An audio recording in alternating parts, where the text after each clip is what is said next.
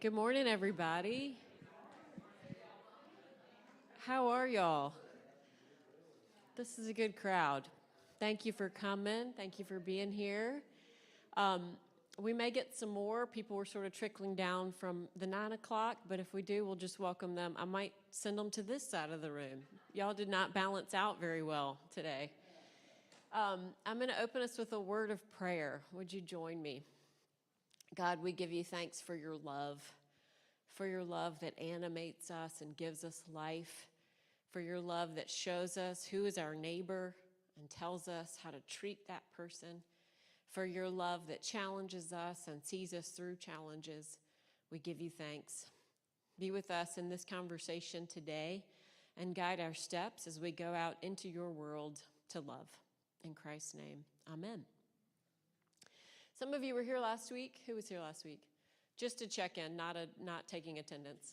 There's no penalty if you weren't here last week. That's right, no judgment. I don't keep any rules like that. And how many people have read the most recent Anne Lamott book, the Somehow book? Okay, great. So this is sort of part 2 of a 2-part conversation that Leslie did so beautifully last week, where we got together about a month ago, maybe, Leslie, and I hadn't finished the book at that point. Thank heaven Leslie had finished the book at that point, and I did read it since. And Leslie had sort of built this series of topics, big ideas that Anne Lamott explores in this most recent book, Somehow, Thoughts on Love. So last week, Leslie took you through some of the really important images: home, a sense of place, a sense of journeying, even when the journey is a hard one. You remember that powerful quote about anger and grief being the way home? I'm going to ask Anne Lamott about that on Thursday. We looked last week a little bit at her writing process and the idea that we're all just writing rough drafts all the time, whether we're actual writers or are living rough drafts that then we try to shape and make better if we can. Some of the other themes that are so prominent in this book are purpose. So I'm going to start with purpose today. A sense of community, love being something that is partly about us, but is also an action outward and away from us. And then I'm going to spend some time this morning lifting up the ways she has experienced barriers to that. And some of them are very heavy. So before I get into these slides, I just want to say that if you feel compelled, if you have something to say, if you read it or didn't read it and something strikes you that you want to lift up, please do. This wasn't intended to be a lecture followed by a Q&A. This is intended to be a conversation, and I know some of you have been reading and wrestling with this book, including in some of your groups.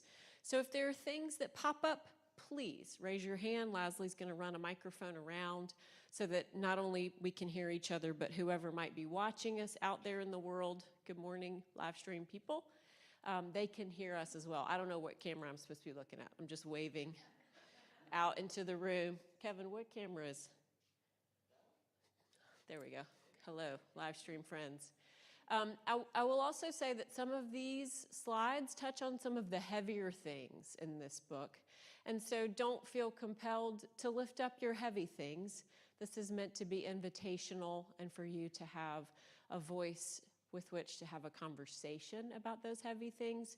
Nobody is required to share. All right, so let's get going this morning. This whole book is a bit of an ode to love. It's not in an outline form, so I have made it into an outline form because I love an outline. But it is all about different points of engagement with love as an idea. And ultimately, I believe Anne Lamott makes the claim that love is not just an experience or a feeling, but is our purpose. So she says here, love is what our soul is made of and made for.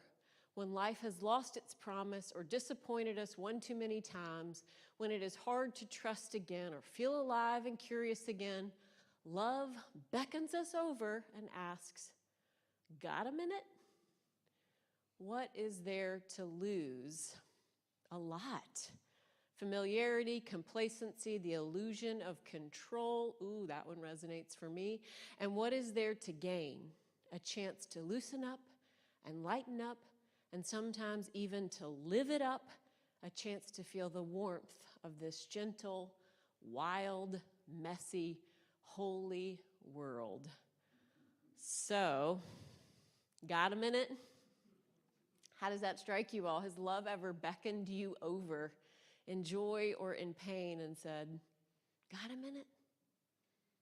It has. That's an experience that you have known. It's an important one, I think, for a community, isn't it? Because when we think about loving each other, we might not use that word, but that's often exactly what we're saying. When we take care of someone or when we celebrate with someone when they're experiencing something good, we're saying, hey, got a minute? I want to share whatever it is you're holding. I want to share it with you. So this is sort of our framework for this morning, love as purpose. Anne Lamott uses this acronym, and I had to write it down so I'd remember what it stands for, because I just keep thinking of WWJD. Do y'all remember those bracelets, the rubber bracelets that said WWJD, and it was supposed to be a sort of reminder to us that we were supposed to do what Jesus would do. So what would Jesus do? Anne Lamott doesn't do WWJD. She does GLWD, and that stands for God's Love We Deliver. I'm thinking of having bracelets made. God's, if we could just remember what it stands for. There is an organization called this? What do they do, Eve? What do they do? Deliver God's love. They deliver God's love, but they also deliver meals. My young grandson ran in a race for God's love we deliver. And it's a big deal. I didn't even know about that. It's a big deal, God's love we deliver. But it actually is, if you can remember what the acronym stands for, it's a really helpful, quick way to think about the need for love to become active, to be doing something to care for other people. So when she's introducing this idea, and that is supposedly her hand holding her husband Neil's hand. I don't know whether that's true or not. That's what Google said. But that is supposedly Anne Lamott holding her husband's hand. She tells this story about a little girl who's praying at night, and she and her mom are praying, and she's having trouble kind of getting to the piece of what is tangible about praying for people and loving people. And this little girl finally says that she needs to understand Jesus with skin on. She needs to know a person. It's very, very insightful for a little kid to be talking about. Really, that's an incarnational theology. So Anne Lamott uses that image as a way to start to think about how we embody love. So this notion that we talk about the love of God, that is an intangible. That is not something that I can go pick up or hand to Lane. And the idea that we have to know that through other people is where she's going with this acronym. So Jesus's love at some point needs some skin on it, right? Teresa of Avila used the same idea when she said that we are now the hands and feet of Christ in the world. Christ no longer has hands and feet, except that we are those. So she talks about being goodness with skin on in the world as one of her life's purposes in this book, which she has written ostensibly to leave advice to her grandson, who's now a teenager. I think he's 16 or 17 now. She talks about making him a spiritual swag bag. Do you know what a swag bag is? Have you ever been to an event where you got a swag bag and, I don't know, what's usually in them, like a pen, a branded pen, or a what? A koozie, a notepad, a koozie. Lane, which ones are you going to? Fun ones. Yeah, I was going to say a water bottle is a big one. Yeah, so there are these sort of swag bag things, and they're all branded, right? When you take something out of the swag bag, the point is that It reminds you of whatever that organization is and the event you went to, and it warms your heart enough to make you give back to that organization. And so she's building a spiritual swag bag for her grandson, the image being he could take out these pieces of truth or advice or comfort or encouragement for his whole life and understand something about love and about her, right? He would understand what she stands for in the world. So this is one of the first ones. GLWD is in the spiritual swag bag for her grandson, Jax. And she wants to teach him that if you want to feel love, you have to do love. You have to show up to do something for someone else. I know this congregation knows this, right? This is baked into our DNA, that if someone needs something, actually a lot of the people in this room are going to be the ones to show up, to take care, to do something without needing any recognition for that thing. That's God's love with skin on. Is that a helpful image to you all? God's love with skin on? Is it at all creepy? Okay, good. I had to read it twice because skin on, maybe it's because we're so close to Halloween. Had to think about skin on. Yeah, my neighbors have gone a little over the top on decor. Skeletons and zombies and animatronics. Yeah, Lucy.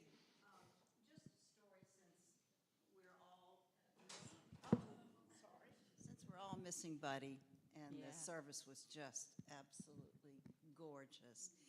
But Buddy was our minister in New York, too. And this is a story I've heard from the pulpit a number of times, but I remember first time he said it about the child who's praying and she's frightened in the middle of the night, and the mother says, you know, God is always with you. You don't have to worry about that. And she says, yeah, but I need something with skin. Same thought. And that's what we can be for each other. Something with skin.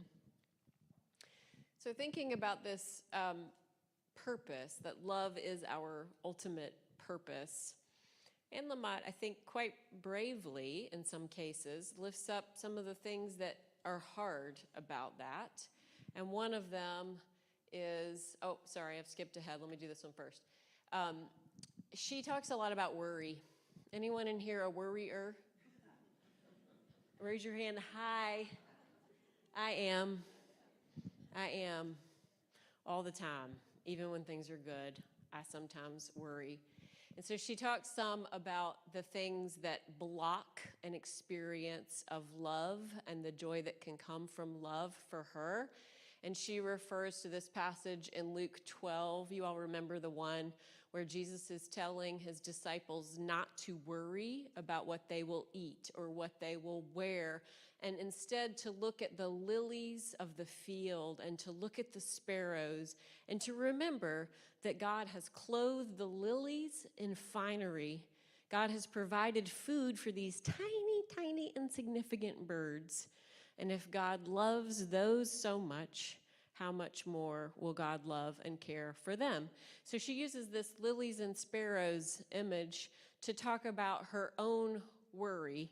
And she says, I have a PhD in morbid reflection. And in a strange way, it centers me. I scare myself with recreational morbidity by wondering, when will my last day come? And if I will be very afraid. But these are the wrong questions to ponder. Watching Karen, I'll come back to Karen, the question is, how do you notice your own life force now? So hold that question for a second. She tells a pretty long story about a journey she has been on with her friend Karen, who is dying. Karen has been an incredibly fit and active person. She was a marathoner. She was sort of a, bright light in any room she entered, and you think, that doesn't make sense. It doesn't make sense for a person who has that much energy and vibrancy and ostensibly health to be dying at a relatively young age. And Anne Lamott is one of those friends, and we all have them, I hope, who will be on that kind of journey, even when it starts to look pretty bad, when it's uncomfortable to be around someone, when pain is obvious, when there are bad smells, when there are very personal needs. Anne Lamott and Karen are together. So she's reflecting as she talks about loving Karen through this, and not always, frankly, taking delight in loving Karen through this. She's reflecting on her own morbidity. And her son, she tells the story of how when her son was small, really small, I think, maybe 5 or 6, someone correct me if you remember better, he asked her when she would die. And she said, not soon, not soon. You know, she's trying to reassure her young son that he didn't need to be afraid. And she said, oh, I'm going to live for a long time. And then he asked when he would die. And she said, oh, not for a long, long time. And don't worry, I'm going to die before you because I'm much older than you. And he started to cry. Because, of course, it was devastating to him to think about living without her. So as she's trying to comfort him, she unintentionally made him think about her death. And she's very much in touch with her own mortality, right? She's not a person who pretends like that isn't part of her lived experience. So she brings this question up about worry, about focusing on when you might die, as she is with her friend who is dying. So if you feel moved, would anyone like to speak to this question? How do you notice? How do you notice your own life force? What does it feel like? What does it look like?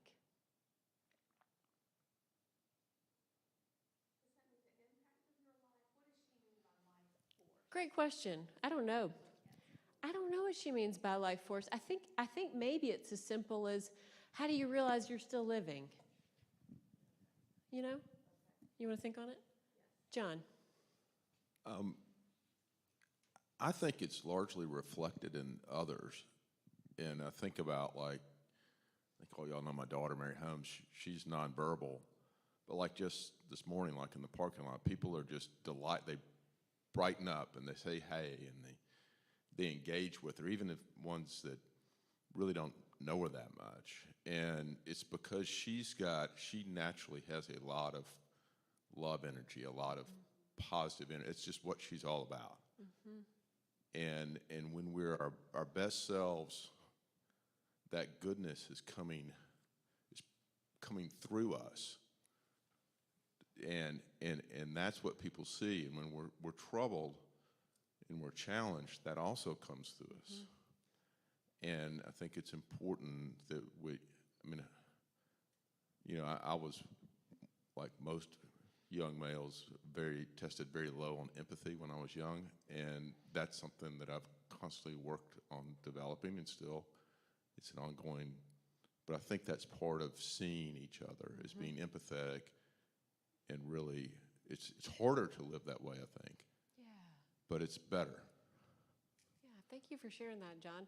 The both and is so powerful, that the awareness that our life matters to people comes because we're putting out joy, but also because we're putting out our challenge. And other people see it. Other people are attentive to it. So she uses this image of the lilies and the sparrows as kind of shorthand to remember that life, focusing on life, is really the antidote to focusing on death. But she is not at all shy about the fact that we are living all the time in the face of death. We are all living every single day on borrowed time. She has this image where one of her good friends is a rabbi. And this rabbi, they live out in California, and the rabbi is planning a Yom Kippur service that's going to be on the beach, which is not the kind of Yom Kippur service I've ever heard of. But I guess in California, you go to the beach even to atone. So they're going to have a Yom Kippur service on the beach, and her friend is encouraging her to come And Anne Lamott doesn't want to go because she's not going to fit in and she's not going to know what she's supposed to do. And she's such an introvert, she doesn't really want to go be in the crowd anyway. But her friend convinces her to come. And they do this exercise. They write down, the instruction is, write down all that you are sick of carrying, all the stuff that you lug around because you have all the time in the world, which the point is you don't. Yom Kippur says you don't. And they encourage people in this community space of worship to leave there whatever they can. Leave jealousy, leave self-scrutiny, leave obsession with wealth or your weight or your stature. Leave whatever it is that is weighing you down.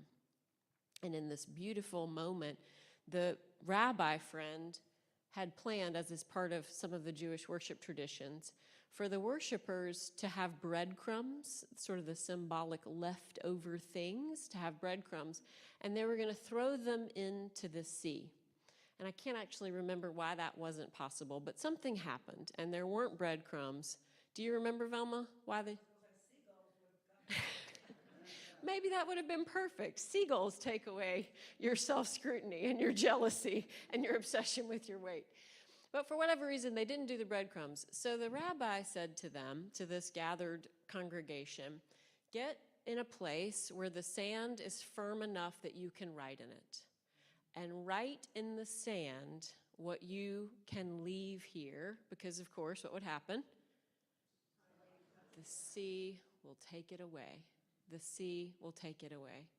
So one of her images about how to live in the face of death is to get very concrete about what you're carrying that you don't need to carry or that is not life-giving anymore. I'm not going to ask you to call out what you're carrying that is not life-giving anymore, but isn't that a powerful invitation? How could we put it down? We don't live that close to the sea. I guess we could do it if we're close. Flames, we could burn it. I like that idea. We'll put a fire pit in the courtyard, Velma. How do you all put things down? Remember, she keeps talking about writing. Yep.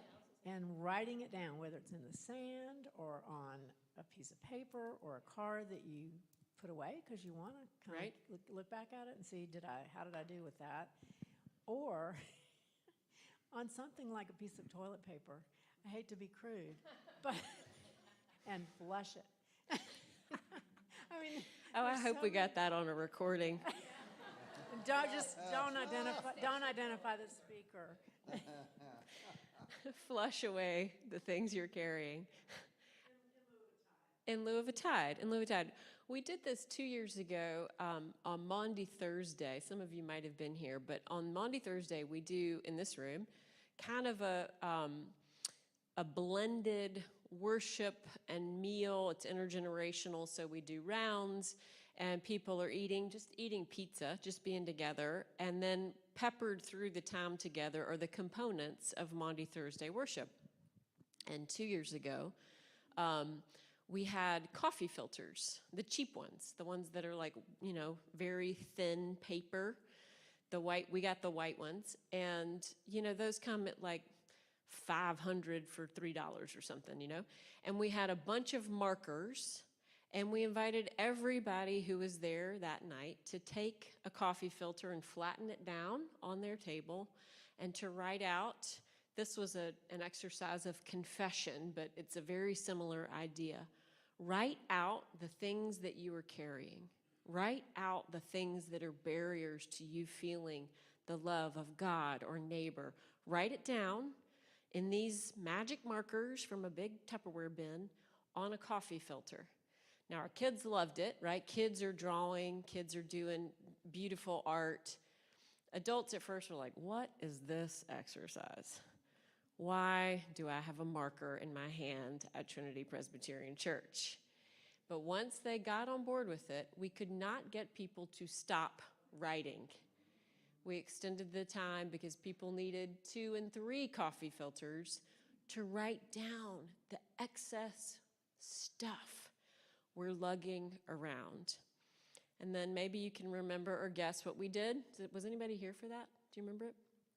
We had the font set up right here, a huge glass bowl filled with water, the baptismal font to represent the washing of feet that Jesus did on his last night there at the Last Supper with his disciples.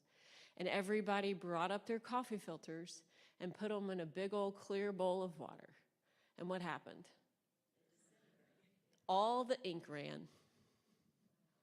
All the ink ran together.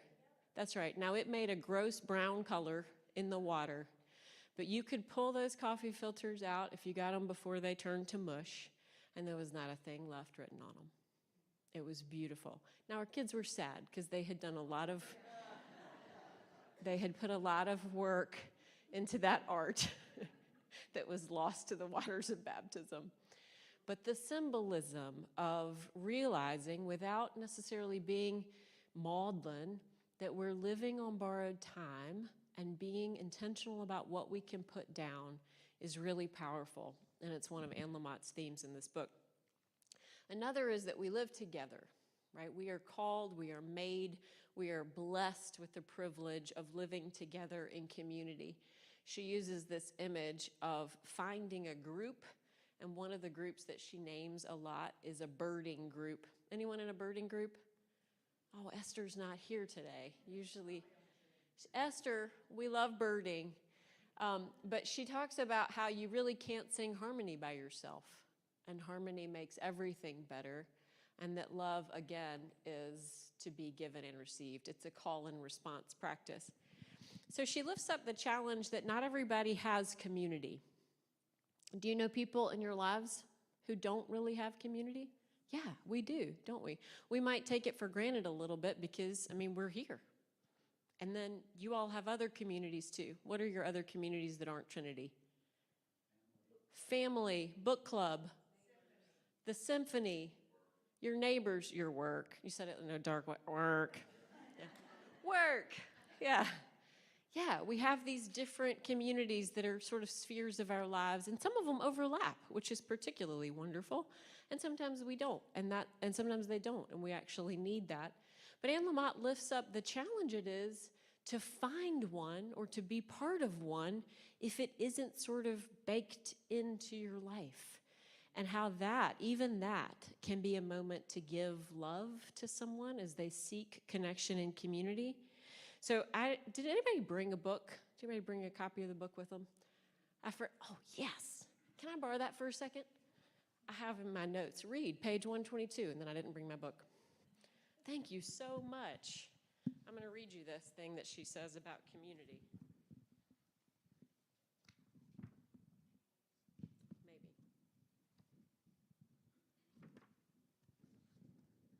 Okay. She says, how to find a beloved community? Question. You just have to want to. Then you wander shyly into some group or other that has caught your eye, that you've heard or read about, the local birders, parents with special needs children, or the marijuana addicts. You show up. You step inside. Maybe like me, you feel like a walking personality disorder, but you manage to say hello. A lot of things start with hello. Maybe someone offers you a glass of water. You say thank you. You drink it, and then you look back at them and you say, could you tell me a little bit about what all of you are up to here? I honestly think you can do this. If I could, introverted, narcissistic me, you can. Becoming part of a community can be scary initially, even if you've been feeling lonely and untethered. We worry we will get lost or used or taken advantage of or mocked, or will disappear or will get equalized, so that a lifetime of high achievement, of being a very special person in the world, will have been for naught. The hard part is coming a second time. Maybe you're not convinced that these people are worthy of you or think that they would ever accept you. But almost always, people will say, we're glad to see you. Please come back. And you'll think, well, they're just nuts, or they're a cult, and they'll make me sleep with the leader or get a tattoo in a very special place. But they'll just say, we're glad to see you. You think that sadly you don't have time for this because you are a very busy and important person. Then if you do come back 3 or 4 times because you have the gift of desperation, you'll see someone come in who's clearly there for the first time, looking furtive, arrogant, or shy. So you go up to them and say, "Hello, I'm glad you're here." That's church. Hello, I'm glad you're here. And I'm so glad you brought your book. Thank you so much. I would never have remembered that long thing without the book. I will, as a quick aside, we do new member classes about 4 times a year, or when we have enough people that we need to add one to the calendar. And as part of that introduction, where we want people to get to know each other, and they meet the staff, and we tell them about all the things that are happening here and the process and all that. But we always ask them, what brought you? What brought you here? And then, what made you want to join? And usually what brought them here is a whole mix of stuff. Sometimes it's they moved to town and they Googled, or somebody from their neighborhood invited them. Of course, being invited is probably the most powerful thing. Or, they have actually been sitting in the back trying to go unnoticed for a year, and they finally felt like they were ready. But then every single person, I would go out on a limb and say every single person, let's say 97% of them say that they decided to join because someone said how glad they were to see them here. Somebody talked to them, somebody said hello, welcome, somebody invited them to Sunday school, somebody said, we're glad you're visiting with us. Somebody bothered to remember their name. I know these stick-on name tags are annoying, and someday we will finally use up these really awful ones where you can't tell which side is which. We must have ordered 6 million of them because they keep coming. But the name tags really matter because someone bothers to call you by name. That translates directly into an experience of belonging and community, and eventually it leads to this. It leads to people who stay, who take care of each other, who put skin on to be God for each other. So life in community. One of the things she worries about is how people get disoriented when they're going through, she worries about it for herself, when they're going through hard times, and how being in community can be the reorientation you need in difficult times. And she uses this image of when you're underwater, maybe this happens more to kids, I don't know. When you're underwater, I remember this happening when I was small, and you're trying to do as many somersaults underwater as you can before you come up for air. Did y'all used to do that? Did you used to have contests? How many flips can I do? But the problem with doing flips underwater is you get really dizzy. You get really disoriented. And if you're in deep enough water, at some point you go, where am I, right? Or if you're in water that isn't clear, you say, where am I? And she uses this image of blowing bubbles underwater, because where do bubbles go? Up. 100% of the time, they go up. So you can always, if you're disoriented underwater, blow bubbles and then follow your bubbles up to the surface. And theoretically, you also there see light, and you start to see, this is how to get myself upright again. And she uses this image of a kid who's been sort of dizzy underwater and has started to panic and makes it to the surface, and then discovers there that all these people have been watching and caring and are all at the edge, ready to say, are you okay? Let me pull you out of there, right? That there's a support network at the top of the community, at the top of the pool. And she relates this to life in community. Love, among others, is the ocean with tides, krill, and weird, beautiful fish. And love is a pond or a pool where we teach little kids to swim, first showing them that something holds them up in the water, then how to blow bubbles on the surface, and then how to blow bubbles underwater so they can always find their way back up. That's something we can do for each other. Now I'm going to move quickly because I got to go to work. But she talks about a lot of barriers to the experience of love. And I just lifted up a few. She doesn't name these. This is not a list in the book. As I was reading, I just pulled these out. And again, I offer them as an invitation to consider where they might resonate for us. The first is judgment. Just let that hang there for a minute. She says, my lifelong cross to bear has been derisive judgment, a pinball machine of sizing up everything and everyone. The healing is going slightly more slowly than one would hope. Judging others, she has found, and she writes this book as a reflection having reached a certain age. I believe she turned 70 this year or last. So she did the TED Talk that Velma showed and led us in 3 weeks ago, Velma.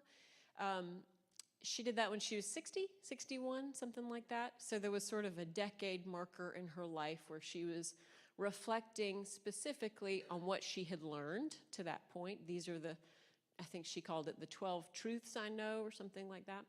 So here we are 10 years later, and she has not overcome her instinct to judge, but she's able to name that this is not a good strategy.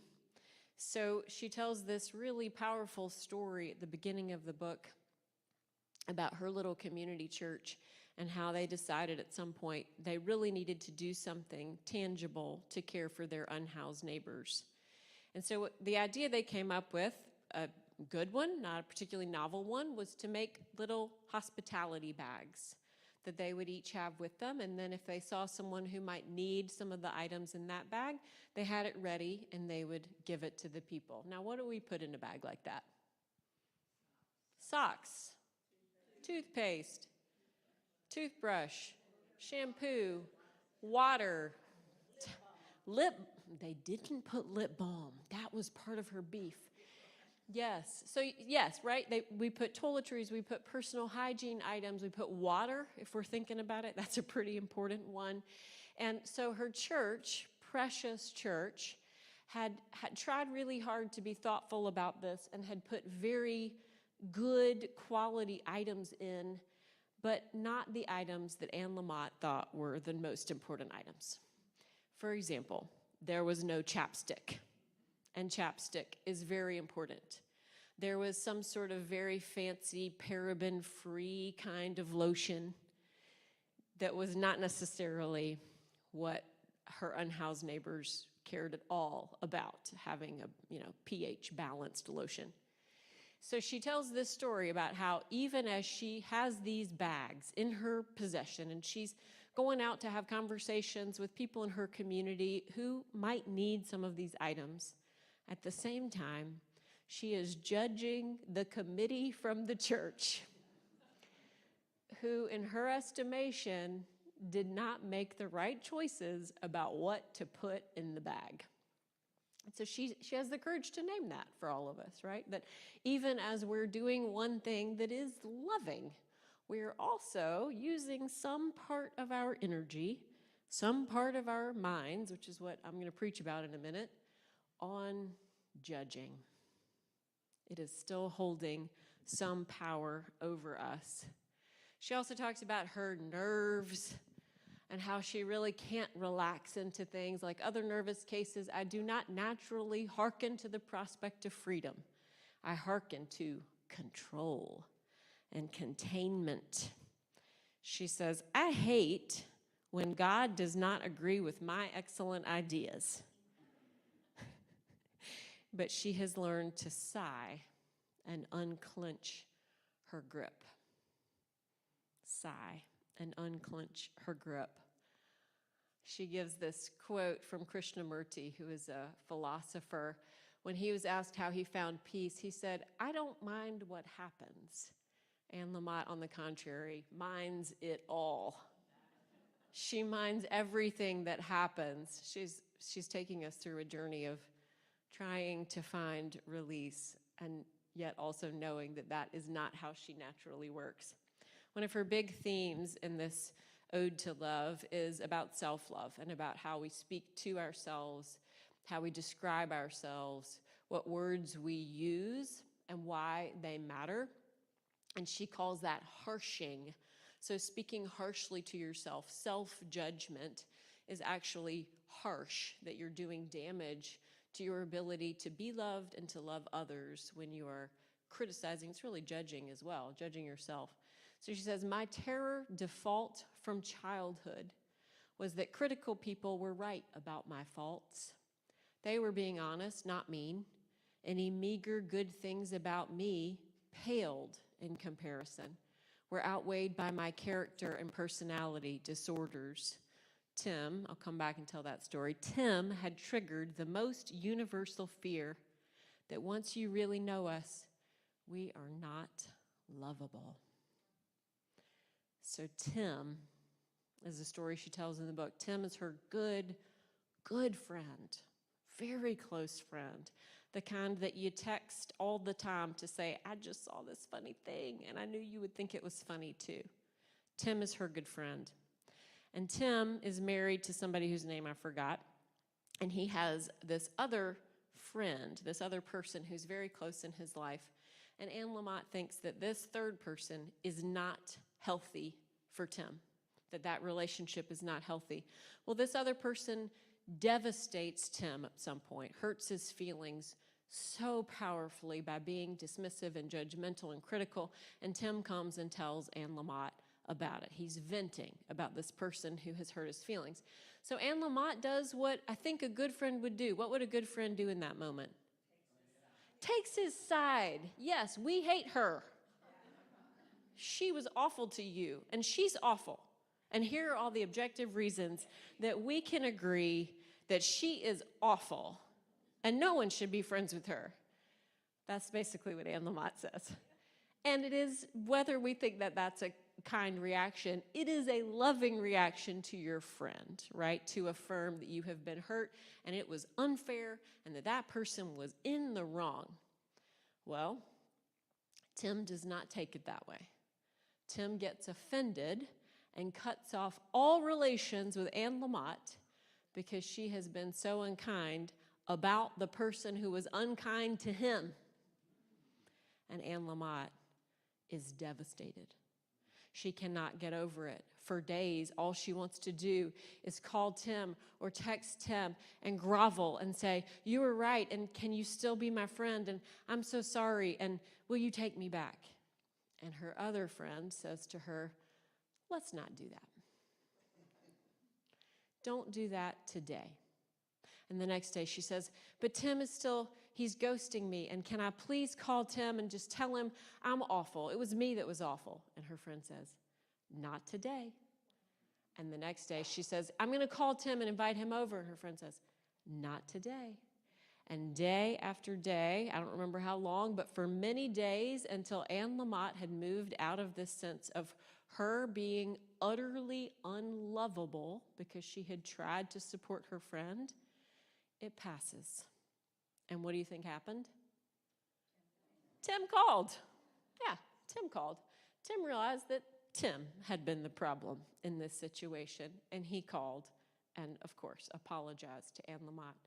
But she tells the story because in the meantime, she spiraled all the way down to a deep belief that she was not lovable, that being rejected by her friend was because of some true deficiency in her. And she talks very frankly about how that message, when we give it to ourselves, is a barrier to experiencing love. I love the phrase harshing. I'm going to start using that, paying attention to how I talk to myself. I hope y'all will too. Harshing. I think this is my last slide. Yes, it has a lot on it, more than you're supposed to, but PowerPoint is not really my jam, so y'all will forgive it. She uses an extended metaphor for a long conversation about self-esteem and self-image, and she equates it or translates it to these various experiences in her life of doors. And she talks about her father and her mother who had a very fraught marriage, an unhappy marriage, and that translated often into unhappiness for her in her childhood. And as has been the experience of many people growing up in a household where there was not love between parents or where there was harshness between parents, she internalized a need to try to find acceptance and to try to be enough, to try to be good enough, to try to be helpful and cheerful and loving and kind, and to sort of overcompensate so that she could get some affirmation or acceptance back, particularly from her father. And her father had an office, and not an office, a study. He had a study in their home, and she remembers that it had old white hinges that were flecked with rust. So she starts to explore this image of a hinge and how it can fix something and give it permanence, how it can open and create an opportunity, and then I don't have it there, but how it can also lead to a closed door and a sense of being excluded. And she remembers as a child how her father would retreat for long periods of time to his study and shut the door, and how her mother